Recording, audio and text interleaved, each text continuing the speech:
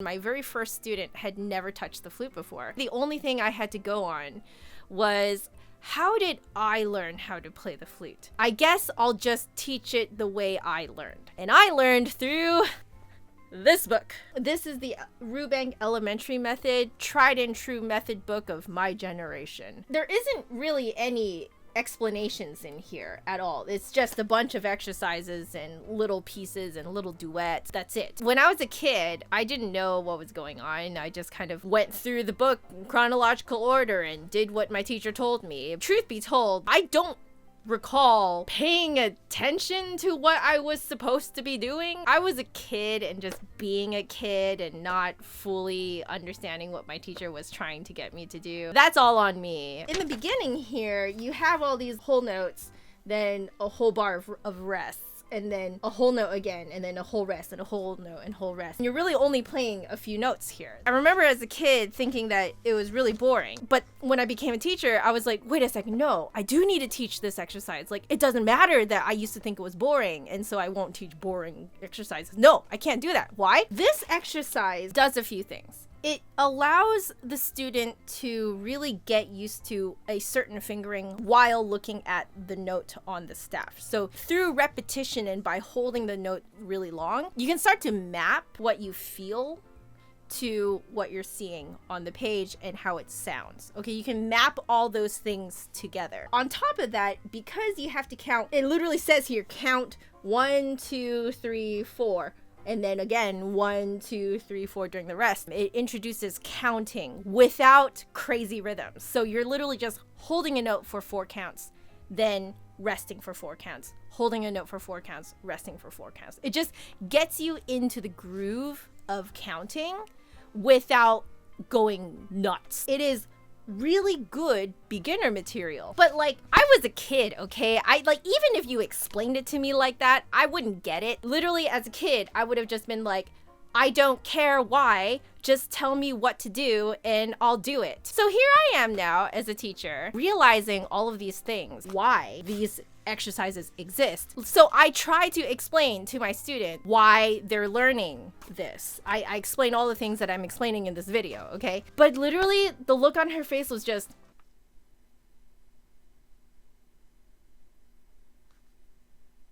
it was clear she did not care about the teaching epiphanies that I had about this page. She didn't care. She just wanted to play the flute.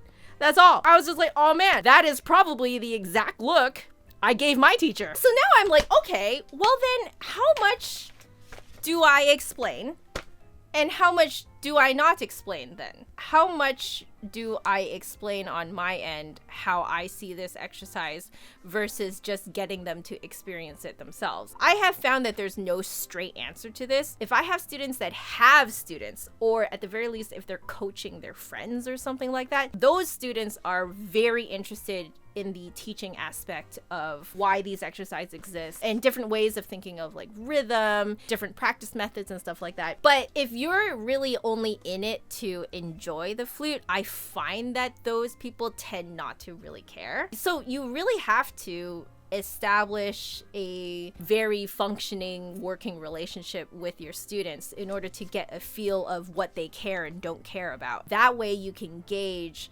what you say. As I got more and more students, I taught them with the perspective of, oh, I wish this was explained to me before, so I'm explaining it to you now. But you know what, guys? It doesn't work all the time. That's the thing. Like, I thought that, like, if I wanted something to be explained to me before, that if I explained it to them at that stage that I was at before, that would be fantastic for them. But quite honestly, I'm just gonna say, like, really bluntly with you guys, I know I confused the heck out of some students because they were like, you are giving me literally too much information. Like, I do not care about the things that you are talking about right now. What does that have to do with playing this little exercise here? Sometimes you can actually over-explain things. That didn't occur to me that that could be a problem. Teaching is really an experiment the entire way through. The way you teach now is not the way you are going to teach even 1 year from now. I have found that as a teacher, I have evolved constantly. Whenever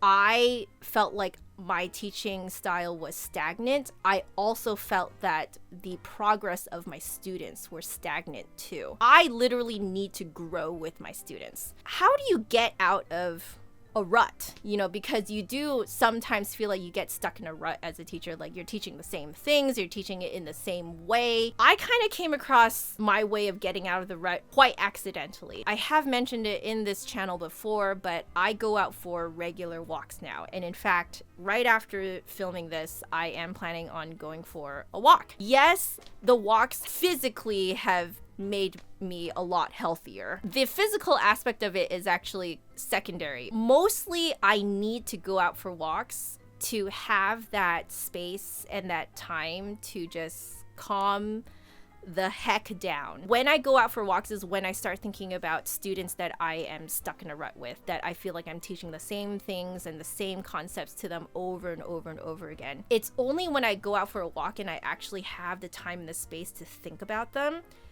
that's when I have come up with the teaching epiphanies that I have had in the past few months. This is how I realized that I process music differently than some of my students, which explains why some students are easier to teach than others, because the ones that are easier to teach, they process music very similarly to me, whereas the students that I felt like I was stuck in a rut with, I was actually teaching them in a way that does not work for them. For some of them, I was actually teaching them in a way that was like actually backwards to how they naturally process music. None of this came to light until I started going out for regular walks. Essentially, they're like meditative walks. I can't do anything else except for playing Pokemon. There's nothing to do. I am literally outside of my working space here. I literally cannot do work. So because I'm forced to not do work, after a few minutes, like suddenly my brain just kind of like calms down and then starts to really process all the lessons that I've been teaching lately. That's when I really jump over those ruts. Seriously, guys, I cannot stress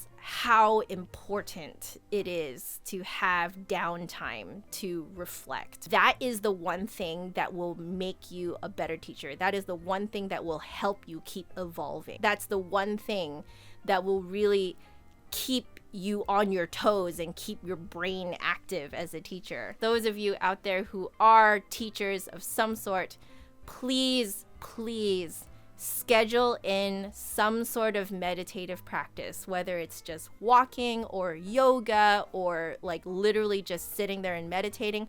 Whatever it is that works for you, do it. Please, at least half an hour a day. It really makes a difference. It really makes your whole career so much better. Everything is like actually moving, evolving, growing. I cannot tell you how much better my life has been since going out for walks every day. I still don't know what I'm doing, but at least I know what to do about not knowing what I'm doing.